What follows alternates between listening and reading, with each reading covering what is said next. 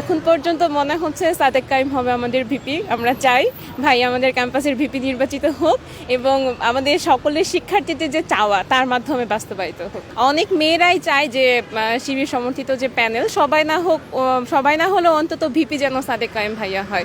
আমি আসলে খুবই আনন্দিত প্লাস আবেগ আপ্লুত যে আমি আসলে ডাকসুর একজন ভোটার হতে পেরেছি। আমার লাইফে এই সুযোগটা এসেছে। আমার খুবই ভালো লাগছে যে আমার ভোটে অন্তত আমার ক্যাম্পাসের একজন প্রতিনিধি নির্বাচিত হবে। এর আগে কি ভোট দিয়েছিলেন? না, এর আগে আমার ভোট দেওয়ার সুযোগ হয়নি। না, আমার ভোট দেওয়া হয়নি। আসলে আমার মানে ওই সময় ভোটার কার্ড পাই নাই, আর আমার বয়স ছিল না তখন, আর দেওয়া হয়নি। এখন পর্যন্ত মনে হচ্ছে সাদেক কাইম হবে আমাদের ভিপি। আমরা চাই ভাই আমাদের ক্যাম্পাসের ভিপি নির্বাচিত হোক এবং আমাদের সকলের শিক্ষার্থীদের যে চাওয়া তার মাধ্যমে বাস্তবায়িত হোক। এর পাশাপাশি আবিদ ভাইয়া, তারপর উমামা ফাতেমা বা আরও যে যারা আছে মনে হতে পারে তারাও ভালো, তারাও শিক্ষার্থীদের জন্য কাজ করছে। কিন্তু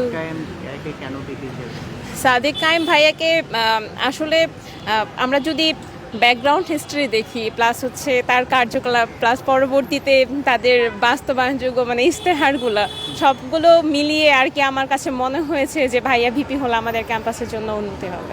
এখন আমার পার্সোনালি মনে হচ্ছে যে ইনশাল্লাহ ভালো কিছু হবে, ভাইয়া রাখবে। আসলে এটা তো পুরোটাই প্রেডিক্টেবল একটা বিষয় যে আমরা কেউই বলতে পারবো না যে আমি যে ইশতেহারটা দিচ্ছি সেটা আমি রাখতে পারবো কিনা।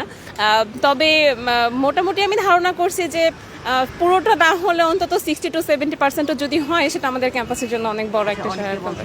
না, এটা আসলে শোনা কথা যে নারীদের ভোট পাবে না। আপনি যদি আমি রোকেয়া হলের ভোটার, আপনি যদি রোকেয়া হলের চিত্র দেখেন বা রোকেয়া হলের কথা যদি বলেন, অনেক মেয়েরাই চায় যে শিবির সমর্থিত যে প্যানেল সবাই না হলেও অন্তত ভিপি যেন সাদেক কাইম ভাইয়া হয়। অন্তত অনেক মেয়েদেরই চাওয়া এটা, যে অনেককেই তো দেখলাম তাদের ব্যাকগ্রাউন্ড হিস্ট্রি বা অনেক কিছুই তো দেখলাম, অনেক কিছুই তো হলো, এবার একটু নতুন কিছু দেখি যে কি হয় আসলে।